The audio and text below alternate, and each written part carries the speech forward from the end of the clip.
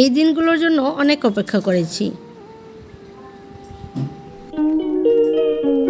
Hello বন্ধুরা, আমি কণিকা, শিলচর আসাম থেকে। আমি একজন গৃহিণী, তার সাথে কন্টেন্ট ক্রিয়েটার।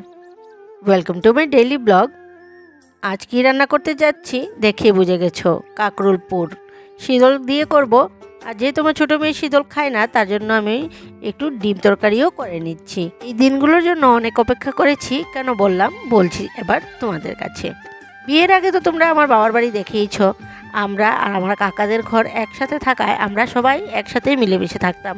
মানুষের অভাবটা আমাদের কখনো হয়নি। তারপর আমার যখন বিয়ে হলো, তখন আমার শ্বশুরবাড়িতেও আমরা 3 জা, আমার শাশুড়ি মা, ভাসুর আর ভাসুরের ছেলেমেয়েরা, অনেক বড় পরিবার। সেখান থেকে প্রায় বছর খানেকের মধ্যেই আমি শিলচরে এসে পড়লাম। শিলচরের ফ্ল্যাটে তো তোমরা বুঝতেই পারছো, পুরোটাই আমি এবার একা। না বাবার বাড়ির সঙ্গে আছি, না শ্বশুর বাড়ির সঙ্গে আছি, একা থাকতাম। ঘুম থেকে উঠে আমার হাজব্যান্ড চলে যেত অফিসে 9টা সাড়ে 9টার ভিতরে, আর আমি আমার বড় মেয়েকে নিয়ে। আর আমার বড় মেয়েও তখন ছিল শুধু 7 মাসের। আর নতুন এসেছি, তেমন কোনো চেনা পরিচিতিও নেই। আগের যেই বাড়িতে আমরা থাকতাম, সেই বাড়িতে 14টা ফ্যামিলি ছিল, 4টা ফ্লোর ছিল। সেখানে 14টা ফ্যামিলি থাকার পরও কেউ কারোর সাথে মিশতো না। সবাই যার যার ঘরে দরজা দিয়ে ঘরে বসে থাকতো। কিন্তু আমার যে বড় পরিবারে থেকে অভ্যেস, আমি যে বাবার বাড়িতেও বড় পরিবারে রয়েছি, শ্বশুর বাড়িতেও গেলাম যখন বড় পরিবারই, মানে লোকজনের অভাব কখনো বুঝিনি। কিন্তু শিলচর আসার পর আমি পুরোটাই একা হয়ে গেলাম। আমার হাজব্যান্ড চলে যেত সকালবেলা, দুপুরে শুধু খেতে আসতো, খেয়ে বেরিয়ে যেত আর আসতো রাতে। আমি আর কথা বলার লোকজন পেতাম না। আর ছোট ছোট মেয়েদেরকে নিয়ে আমি আর কি কথা বলবো। আমার মাকে বলতাম ফোন করে, আমার দিদিকে বলতাম, আমি এত একা আমি কখনো থাকিনি, আমার যেমন দম বন্ধ হয়ে আসে। যখন ছোট মেয়ের জন্ম হলো, তখন আমি আরও বাঁধনে পড়ে গেলাম। একদমও 2 মেয়েকে নিয়ে ঘর থেকে বেরোতেই পারতাম না। সানডে আমার হাজব্যান্ড আমাদেরকে নিয়ে একটু ঘুরতে যেত, কিন্তু সপ্তাহে ওই একদিন। কিন্তু বাকি পুরোটা সপ্তাহ আমি কি করে কাটাবো? 2টো বাচ্চাকে নিয়ে আমি ঘর থেকেও বেরোতে পারতাম না।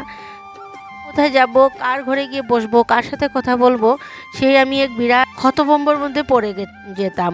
আর এই করতে করতে লোকজনের সাথে কথা না বলতে বলতে আমার কথা বলার অভ্যেসটাও চলে গেছিলো।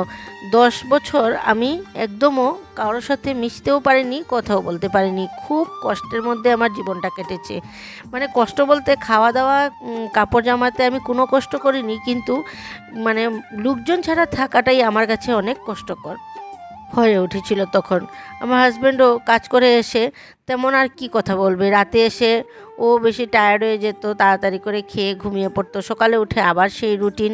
আমি যখন ফোন করে মা দিদি ওদেরকে বলতাম, ওরা বলতো একা থাকাই ভালো, একাই থাক, মানুষের সাথে মিশলে বেকারে ঝামেলা জঞ্জাট পড়ে যাবি। তখন মা বলতো মেয়েরা একটু বড় হোক, তারপর ওদেরকে নিয়ে যখন নাচ গান শেখাবি, এদিকে ওদিকে যাবি, তখন ওদেরকে নিয়েই বেরোতে পারবি, তখন আর তোর সঙ্গীর প্রয়োজন হবে না, তোর মেয়েরাই হয়ে উঠবে তোর বান্ধবী। ওদেরকে নিয়েই তুই ঘুরতে পারবি, এদিকে ওদিকে যেতে পারবি, ওদেরকে সঙ্গে নিয়েই তোর একাকিত্ব কেটে যাবে। তেমনটাই হয়েছে। সেই দিনগুলো আমি আবার পেয়েছি আমার জীবনে। আমি মেয়েদেরকে নিয়ে এখন এক্সট্রা ক্লাসে বেরোই, নিজে একটু স্বাধীনভাবে বসি, একটু সাজগুজ করে বেরোই। এতে আমার মনটা এখন শান্তি হয়েছে। অনেকটা বছর জীবনে চলে গেছে, কিন্তু যা পেয়েছি তাও অনেকটাই ভালো। এখন আমি ওদেরকে নিয়ে খুব ভালোই আছি। তার সাথে তোমরা তো আছোই। একা একা অনেকটা বছর থাকতে থাকতে এখন আমার অভ্যেস হয়ে গেছে একা থাকার। এখন আর আমার বেশি লোকজন হই হুল্লোড় ভালো লাগে না। 2-4 জন লোক যদি একসাথে বসাও দেখি, আমি একটু সরে গিয়ে একা বসি। এখন আর সেই চিন্তার আসে না মাথায় যে কেউ ফোন করে না, কেউ কথা বলে না, কেউ আমার খবর নেয় না। এখন আর কারো ফোনের আমি ধার ধারি না। তাহলে অনেক বকবক করে নিলাম তোমাদের সাথে। আজকের মতন আর এইটুকুই, এখানে ব্লগটা শেষ করছি। ফিরে আসছি আবার একটা নতুন ব্লগ নিয়ে। তখন পর্যন্ত টাটা।